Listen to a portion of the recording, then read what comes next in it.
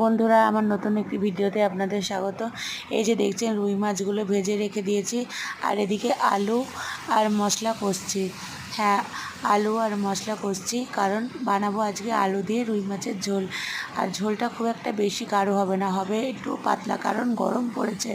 আর এই সময় পাতা ঝরা সিজনে সকলেরই প্রায় পেট খারাপের একটা সমস্যা দেখা দিচ্ছে। ওই জন্য আদা, জিরে আর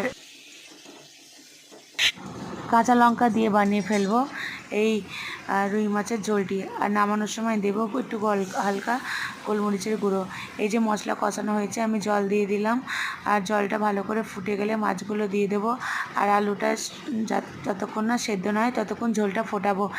আলুটা প্রায় সেদ্ধ হয়ে গেছে, মাছটা দিয়ে দিয়েছি, ভালো করে ফুটিয়ে নিয়ে একটু গোলমরিচের গুঁড়ো দিয়ে নামিয়ে নেব।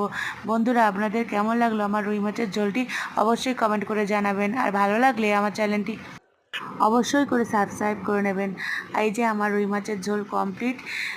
কেমন লাগলো অবশ্যই জানাবেন, তবে রঙটা টমেটো দেওয়ার জন্য। আর এই হলো আমার ডাঁটা পোস্ত। আজকের মেনুতে এই রুই মাছের ঝোল আর ডাঁটা পোস্ততেই ছিল। গরমের দিনে ডাঁটা পোস্তটা খেতে কিন্তু ভীষণ ভালো লাগে। বন্ধুরা, টাটা, আজকের মেনু এই ছিল।